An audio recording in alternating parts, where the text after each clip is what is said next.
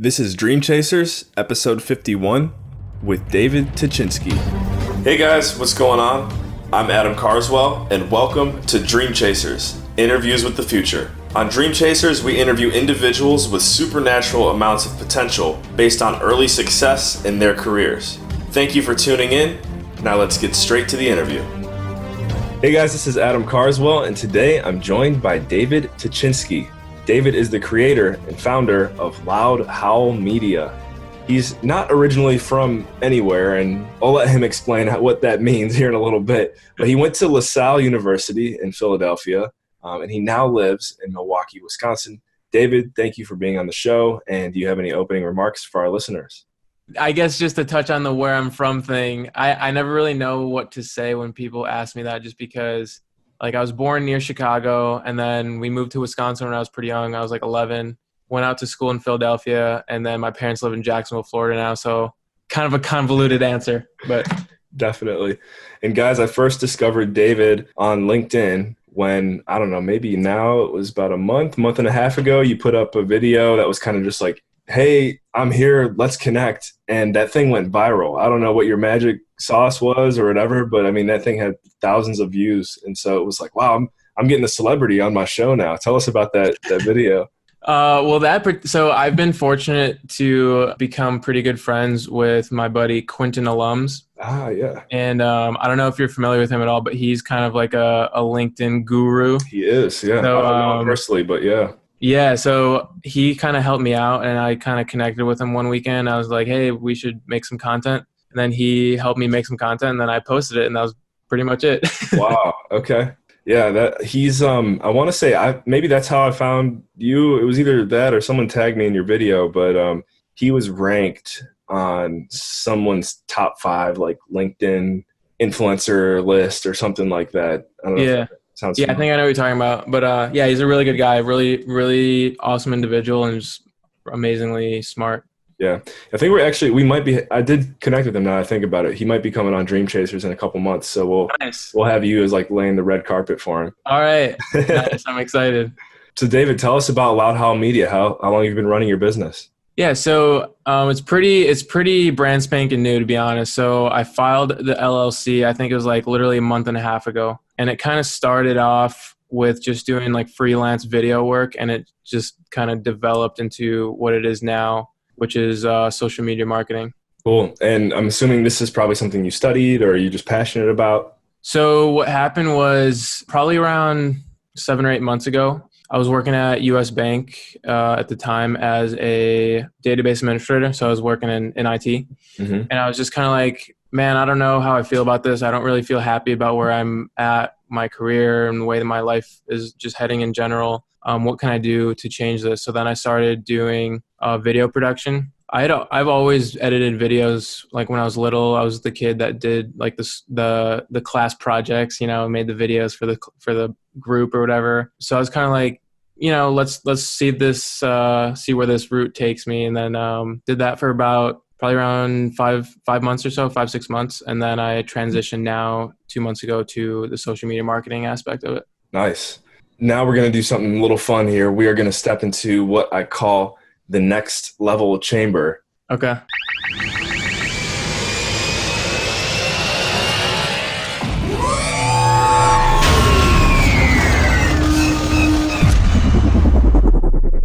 When did you realize this was something you wanted to take to the next level? I would say probably 2 or 3 months into my video production stuff that I was doing.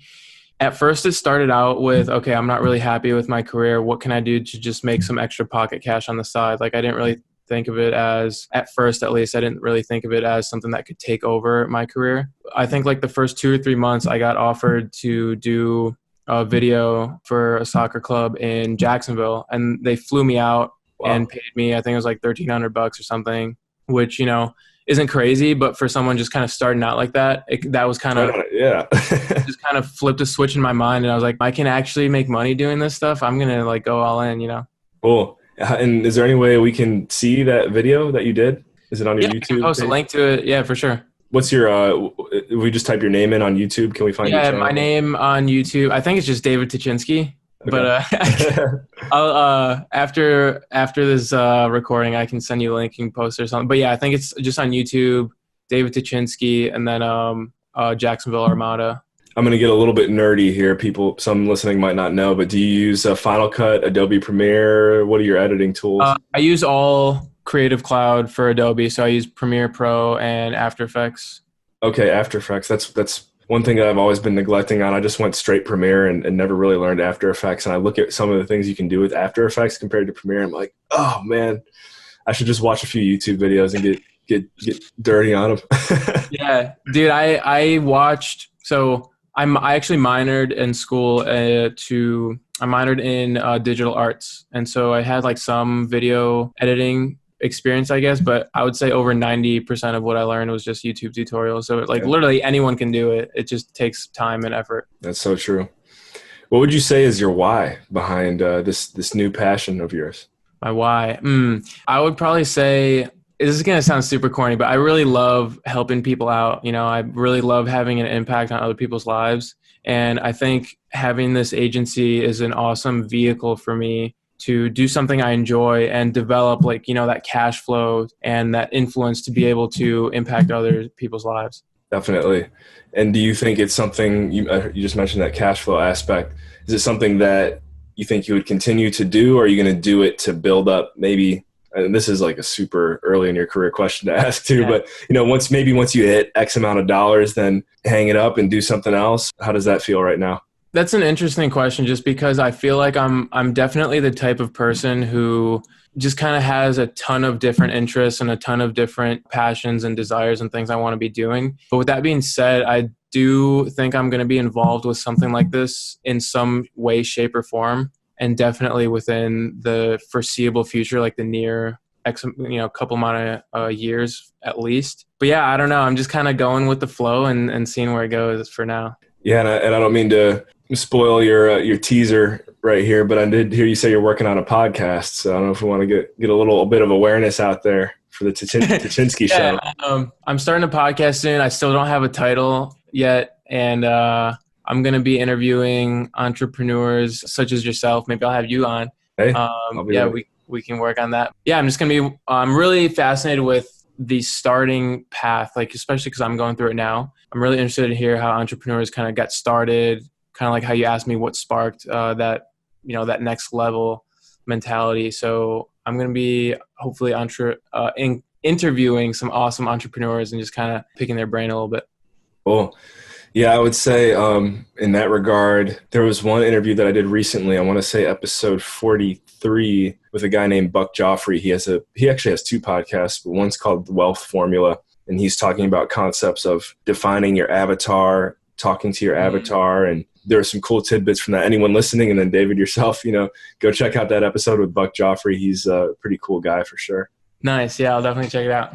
So now that you're getting into this industry, what are some things that you've noticed are downsides to it? And then what are some of the positives? I think definitely kind of a downside is I don't know if I like using this word, but it's pretty saturated in the sense that there's a lot of people trying to do it, like social media marketing and running paid ads, because it's a really low barrier entry. You don't really need a lot of money to get started.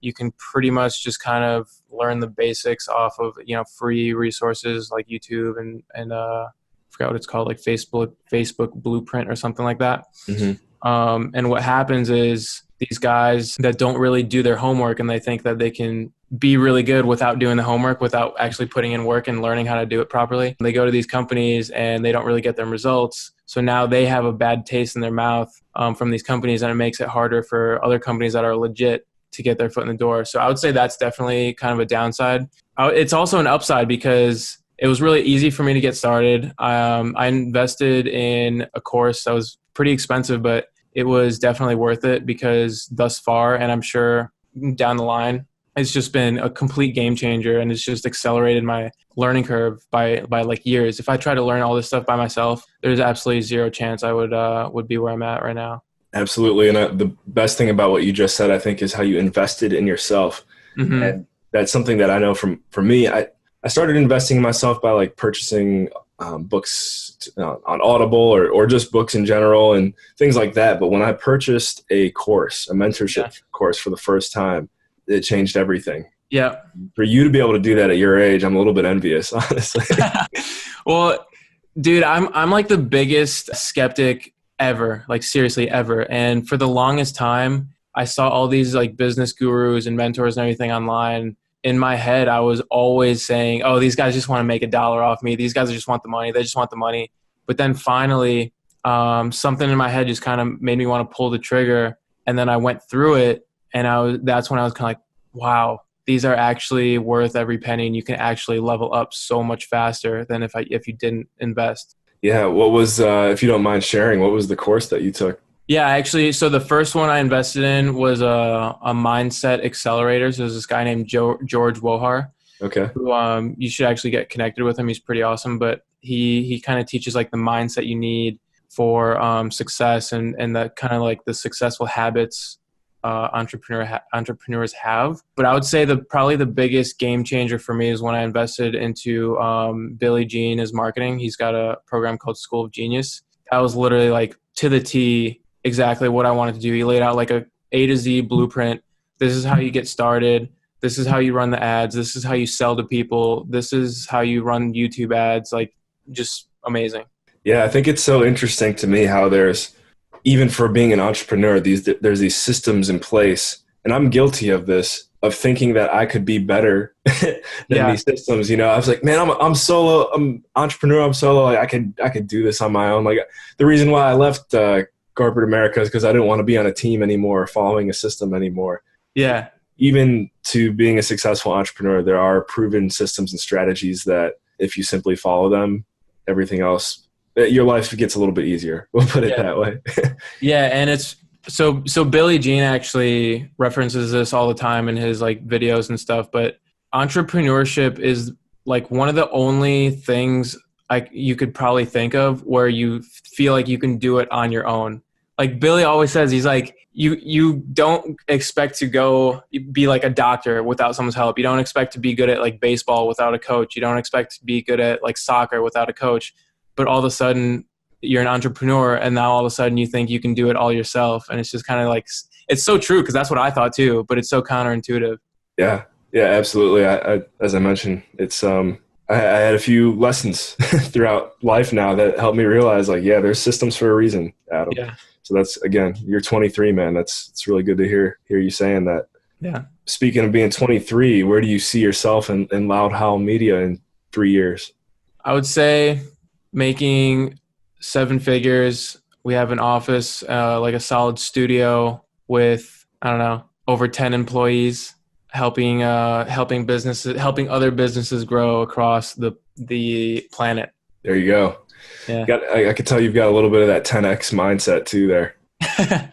I guess so. I actually went through that Audible a couple weeks back. But, you know, I've always had pretty lofty ambitions, and only recently have I started to kind of unlock that potential from my head, I guess. That was always the biggest limiting factor, was that I didn't really believe in myself like I do now. So yeah, it's been a journey for sure, and I'm sure will continue to be.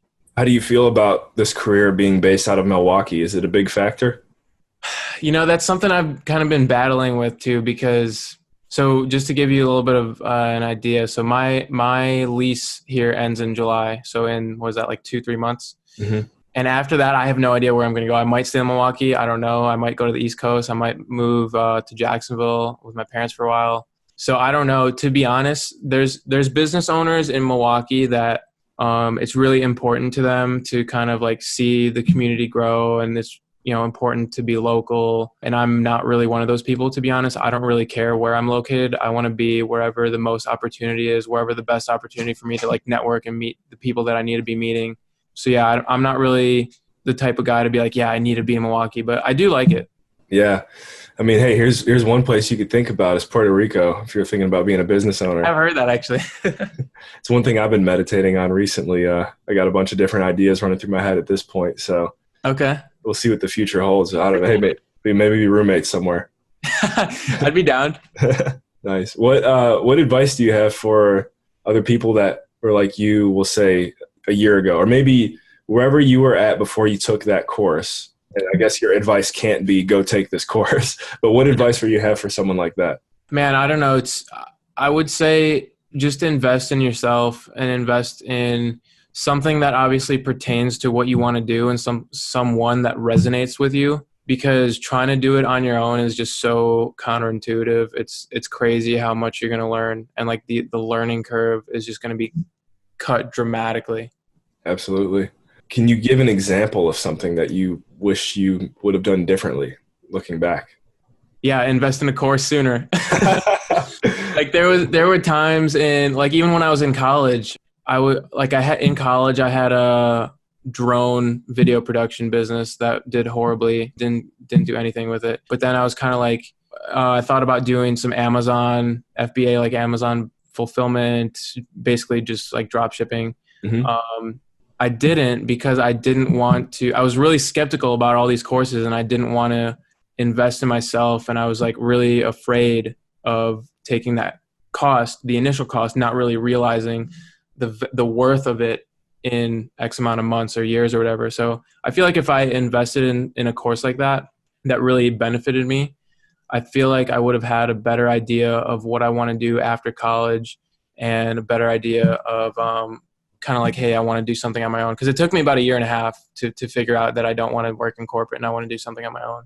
Right. And so to clarify on that, so you were kind of in the corporate American workforce environment starting what, age 22 roughly? Yeah, so I graduated college, I think 22 or something like that. I worked at US Bank in IT for about a year and a half, a little bit over a year and a half. Yeah, it was just like a kind of a buffer period for me. You know, I just graduated from school. I didn't really know. I had no idea what I wanted to do.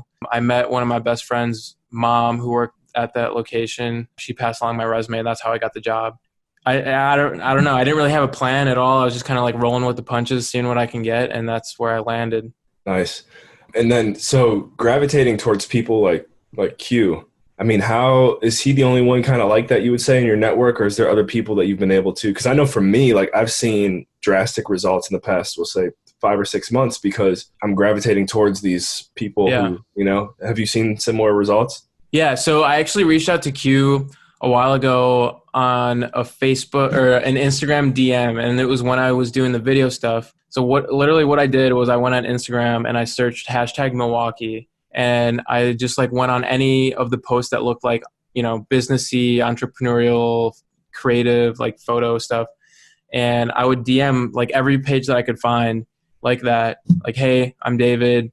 I'm just starting out this video stuff. Can we meet for coffee? Q was one of the only ones. There was like a handful of people that responded and met up with me. Q was one of those people. And then from there, I was just kind of like, this guy knows what he's doing. Like, I really like him. I want to learn from him. I want to like hang out with him. So I just kept kind of like bugging him more and more, and like kept inviting him out to coffee and stuff. And now it's developed into a close friendship, and it's been like an amazing resource. Not just learning aspect, but also like the friendship and relationship we have now is awesome. Yeah, it's really unique how basically the story that you just told. I always, when I think of this, I always look at like music as an example. And I would say, like, for me, I gravitate more towards like electronic music, but I've seen this also pretty frequently in rap, and not as much in rock. But what I'm getting at is, well, actually, you know what? It does happen in rock very frequently, because you have bands opening for other bands. That's what it is. Is like the smaller guys never just wake up and boom, they're the big guy. They network, and they become friends with the other bands, with the other producers, with the other rappers, and after a while, their names go from featured on a track to, oh, like, this is the guy. And so to me, you know, you're kind of like the one featured on one of Q's tracks right now, you know, right? And then like, that's a cool way of looking at it. Yeah. But yeah, networking is so important, man. It's something that I've definitely tried to get better at. Excuse me. I had like for the longest time, I would kind of meet new people at events and stuff, but then I wouldn't follow up. You know, I would just kind of get their business card and that's it. But now I've been trying to do a lot better of a job of like, okay, hey, shoot him a call. Hey, John, I just was going through my business cards and noticed I didn't reach out to you. You want to meet for coffee next week or something, you know?